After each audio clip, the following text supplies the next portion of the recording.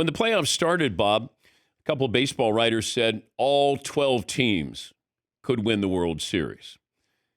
You feel the same way when that happened, when that started? Well, all 12 teams have a shot to win a given series.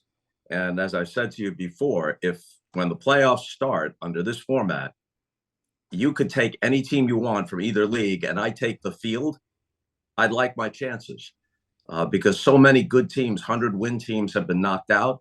Especially treacherous is the division series round with the odd number of off days. So a lesser team can get by maybe with only two good starters. Detroit may get by with only one good starter, but he's the best pitcher in baseball, best starter in baseball this year. Once you get to the LCS, it's a more legitimate test. But think about last year. The Diamondbacks knock off the Dodgers, a team that finished 16 games ahead of them in the same division. They get all the way through to the World Series.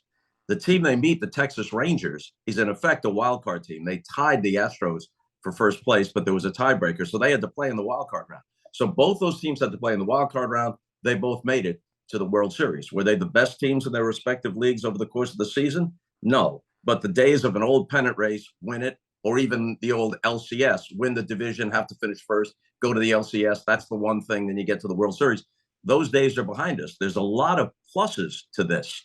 I mean, there's been a lot of great games, and I've had a lot of people say, it just almost feels like March Madness in a sense. I'm watching 4 games at once, and we're going around with the highlights, and everybody's got a shot, and there are interesting things happening, and that's what baseball wanted. And even if you're not among the 12 teams, there were enough teams close enough into the last week or so to keep their fan bases engaged. That's the trade-off. Are you going to always get the purest matchup between the two best teams in the league? No. In fact, I would think less often than not that would happen. But there are upsides to this setup too. I love the best of 3.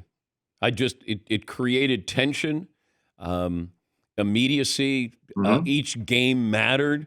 And maybe it's not fair, but I always feel like if you got 162 games to alter your course there, and if it comes down to this, and some of these teams had all 3 home games if they got to that. So I was fine with it. I don't want all the playoff series like that. Where do you stand on that? Well, the difference between baseball and other sports has to be taken into account. Baseball plays 162, twice as many as the NHL and the NBA, and roughly 10 times as many. Did I say the NHL and NBA? Yes, I did. And roughly 10 times.